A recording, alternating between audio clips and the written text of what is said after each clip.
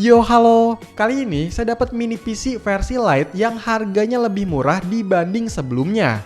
Ya, ini dia Geekom R12 Lite, sebuah PC berukuran kecil, ringan, dan didukung prosesor dari Intel yang hemat daya. Kalau lihat dari boxnya ini sih lebih kelihatan santai dan kalem gitu ya dibanding versi AMD. Ya lebih seger juga lah. Oke, nggak usah makin banyak basa-basinya, jadi hayulah di unboxing.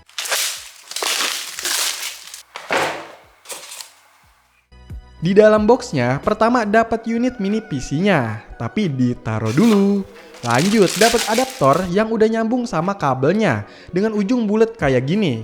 Dan untuk outputnya 19 volt 2,36 ampere atau 44,8 watt. Terus dikasih kabel HDMI to HDMI yang kabelnya tebel ya. Masih dapat mounting VESA kalau mau ditempel di belakang monitor gitu. Udah dikasih baut-bautnya juga nih. Dan ada kertas-kertas yaitu panduannya yang berbahasa Inggris. Sama ada amplop yang isinya kartu ucapan terima kasih. Masih bukan duit ya.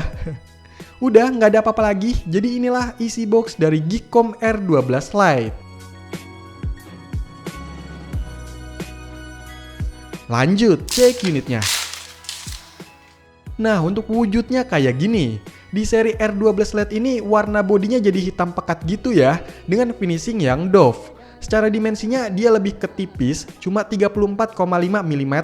Sedangkan tingginya sekitar 135 dan lebarnya 115 mm. Ya masih tergolong kecil lah. Tapi walaupun kecil, mini PC ini udah banyak portnya.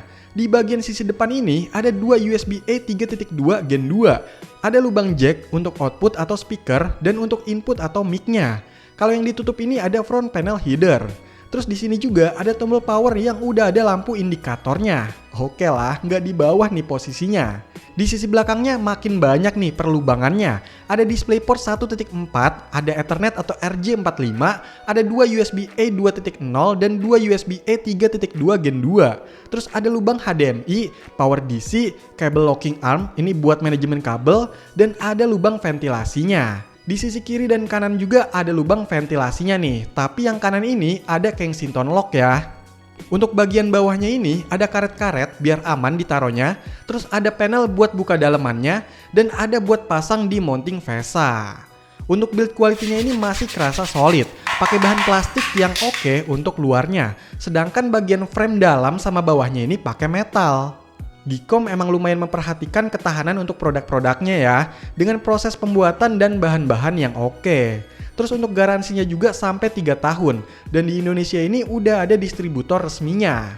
Oh iya, untuk harganya Geekom R12 Lite ini mulai dari sekitar 6 jutaan rupiah. Kalau mau beli bisa cek linknya di deskripsi, mumpung lagi ada promo juga tuh.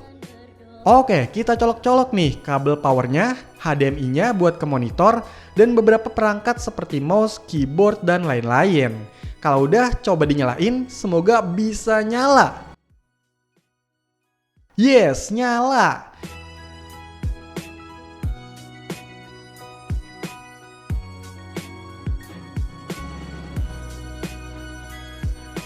Ada setupnya nih dari OS jendela ya, pakai jurus next aja lah.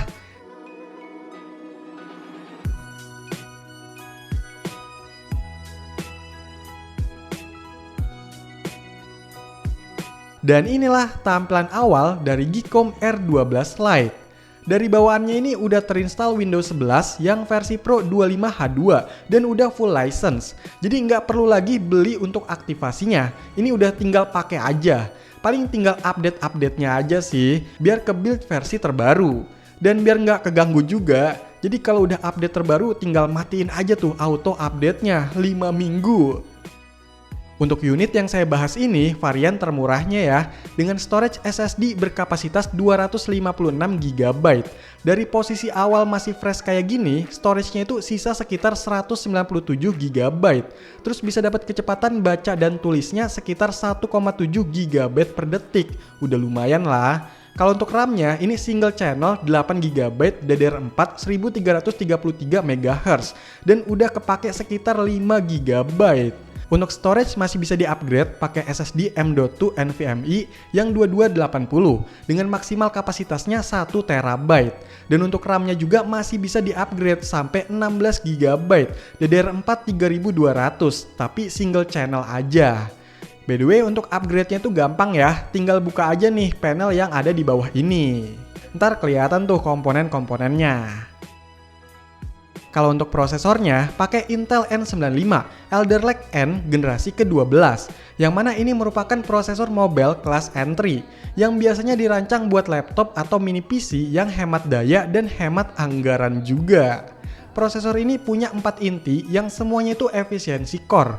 Base clock speednya di 1,7 GHz dan dengan boostnya sampai 3,4 GHz. Dengan TDP maksimal cuma 15 Watt. Kecil ya makan dayanya.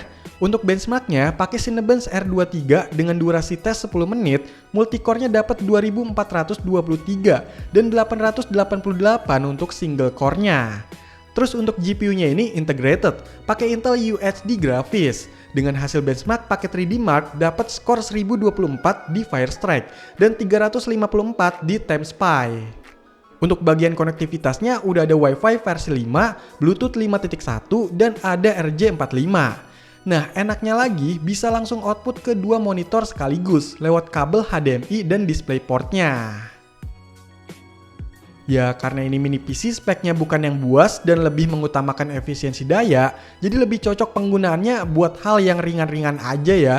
Misalnya buat browsing-browsing biasa, jalanin aplikasi berbasis web kayak Canva, meeting online di Google Meet, nikmatin multimedia kayak streaming video, masih bisa 4K sih, tapi agak ngos-ngosan gitu, jadi turunin lagi aja. Terus kalau buat aplikasi kasir atau penjualan dan ngetik-ngetik di office gitu masih oke lah. Tapi kalau buat ngedit foto atau bahkan ngedit video, ini tergantung dari projectnya. Kalau yang kompleks, layernya bertumpuk-tumpuk dan banyak efek segala macem, itu nggak bakal optimal di sini. Tapi kalau projectnya yang simple-simple gitu, ya masih cukup bisa lah. Atau mungkin ada yang mau bikin home server kecil atau sebagai NAS, ya saya rasa mini PC ini masih cocok. Mungkin ada yang kepikiran juga nih buat main game di mini PC ini. Ya sebenarnya bisa aja sih kalau game-game yang kasual atau yang masih tergolong ringan gitulah. Cuma tetap nggak bisa berharap banyak ya, kecuali mau korbanin settingan grafiknya. Itu pun tetap milih-milih gamenya. Untuk sekelas game Point Blank masih cukup lancar ya, nggak terlalu yang parah banget. Dan untuk main emulator PS2 juga masih dapat 60 FPS untuk game downhill. Cuma kadang masih ada frame drop dikit aja sih. Nah kerennya, kipas Digicom R12 Lite ini masih kerasa sunyi, nggak berisik gitu pas muter. Sekalipun pas saya coba buat kegiatan yang agak berat, suhunya ini masih termasuk adem ayem ya. Bagus nih coolingnya, pakai dual Cooper heat pipe cooling system yang bikin pembuangan panasnya bisa 2 kali lipat lebih cepat dan efisien.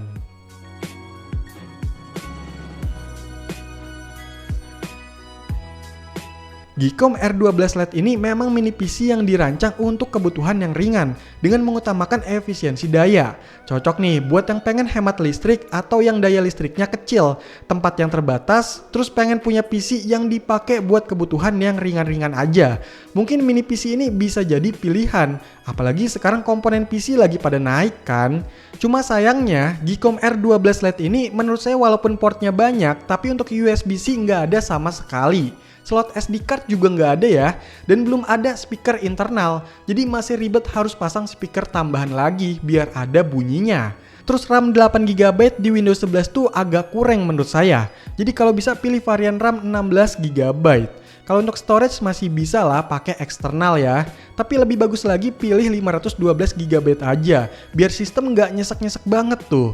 Kalau untuk yang lainnya sih selama saya pakai masih aman aja ya, nggak ada drama gitu. Ya wajar juga sih kalau ada kurang-kurangnya. Dari harga memang ini lebih murah dan versi light. Jadi seperti biasa, balik lagi sesuaikan dengan kebutuhan dan budgetnya masing-masing. Oke, jadi itulah PC yang ukurannya kecil, hemat daya dan efisien, yaitu mini PC Gcom R12 Lite. Silahkan dikomentarin, like, share, dan subscribe channel ini. Terima kasih.